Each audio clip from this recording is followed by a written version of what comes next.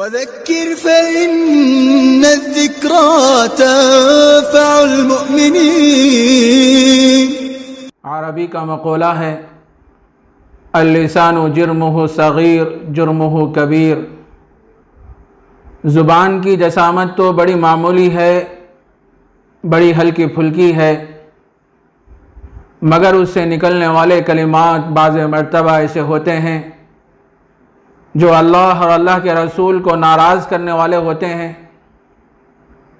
خاندانوں میں، رشتہ داروں میں، عزیز و اقارب میں، متعلقین اور محبین میں انتشار، افتراق اور جدائی کا سبب بنتے ہیں۔ اس لیے آدمی سب سے پہلے سوچے، اس کے بعد گفتگو کرے۔ آج ہمارا عجیب حال ہے کہ پہلے ہم بول دیتے ہیں، اس کے بعد سوچتے ہیں کہ میری زبان سے کیا نکل گیا کہ جس کی وجہ سے میرا بھائی مجھ سے دور ہو گیا، میری بہن مجھ سے دور ہو گئی، میرے قریبی رشتہ دار میرے گھر کو آنا گوارا نہیں کرتے اور مجھ سے بات نہیں کرتے۔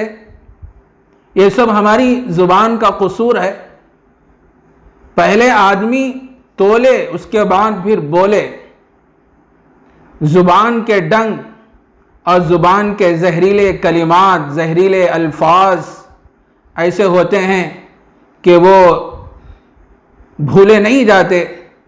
جب بھی وہ آدمی سامنے آتا ہے تو اس کی وہ تلخ باتیں، کڑوی کسیلی باتیں، افتراق اور جدائی والی باتیں وہ دل میں محفوظ رہتی ہیں، اور آدمی اس کو دیکھ کر سوچنے لگتا ہے کہ اس نے فلاں موقع پر ایک ایسی بات اپنی زبان سے نکالی تھی کہ جس کی وجہ سے خاندانوں میں دوریاں پیدا ہو گئیں، دشمنیاں پیدا ہو گئیں، اور وہ دشمنیاں، دوریاں اس حد تک پہنچ گئیں کہ سالوں سال گزر گئے کہ کوئی کسی کے گھر جانے کو تیار نہیں، اور بہت سے لوگ زبان کے معاملے میں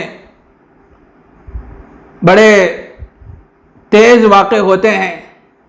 زبان کھلتی ہے تو سوائے شر کے، سوائے فساد مچانے کے، سوائے جدائی، افتراق اور انتشار کے اور کوئی جملہ زبان سے نہیں نکلتا، الا ماشاء اللہ ایک ایسا عمومی مزاج بن گیا ہے۔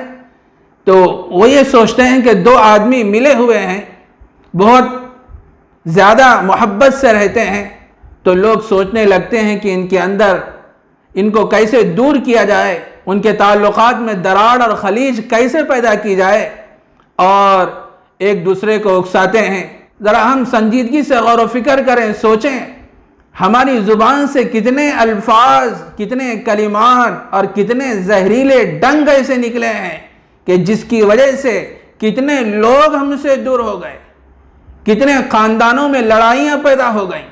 تو ذرا ہم سوچیں، اللہ کے واسطے یہ جو ہم سے قصور ہوا ہے، جو غلطی ہو گئی ہے، ان حضرات کے پاس جائیں اور ان سے کہیں کہ جو کچھ تمہارے درمیان جو دوریاں پیدا ہوئی ہیں، یہ میری زبان کا قصور ہے، میرے زہریلے کلمات کا قصور ہے۔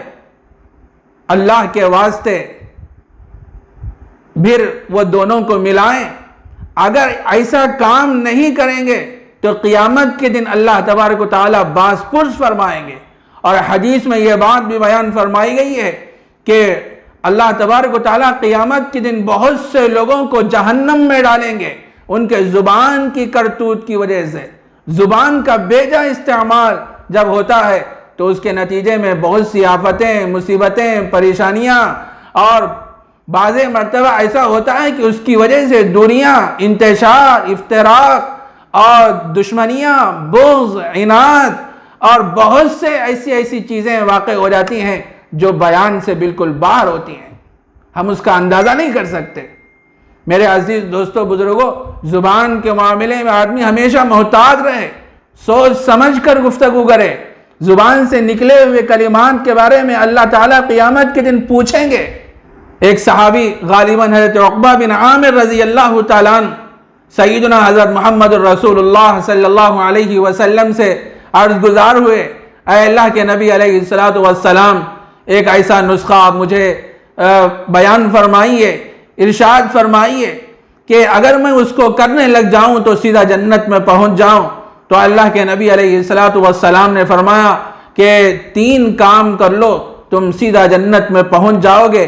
اس میں سے پہلا کام یہ ہے کہ اپنے گناہوں کو یاد کر کے رویا کرو، دوسرا کام یہ ہے کہ زیادہ وقت اپنے گھر میں گزارا کرو، تیسرا کام یہ ہے کہ اپنی زبان کو قابو میں رکھو۔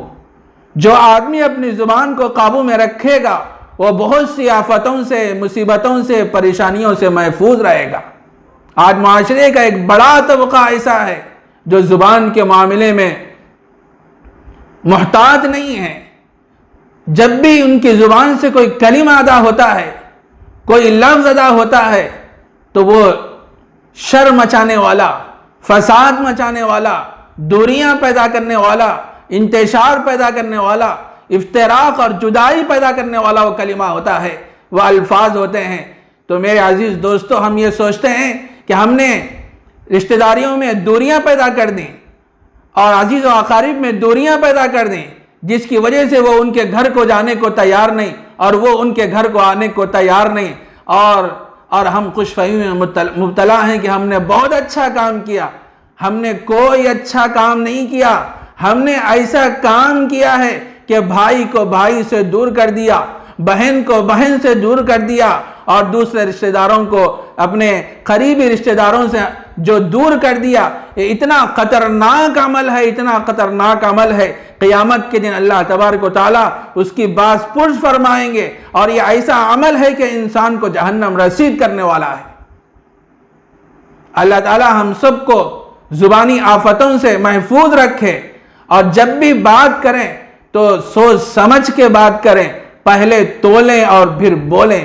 حضرت ابوبکر صدیق رضی اللہ تعالیٰ عنہ اپنی زبان پکڑ کے فرمایا کرتے تھے، یہی وہ زبان ہے کہ جس کی وجہ سے بہت سے لوگ جہنم رسید ہوں گے۔ اللہ تعالیٰ ہم سب کو زبانی آفتوں سے محفوظ رکھے، اور سوچ سمجھ کر گفتگو کرنے کی اللہ سب کو توفیق عمل مرحمت فرمائے۔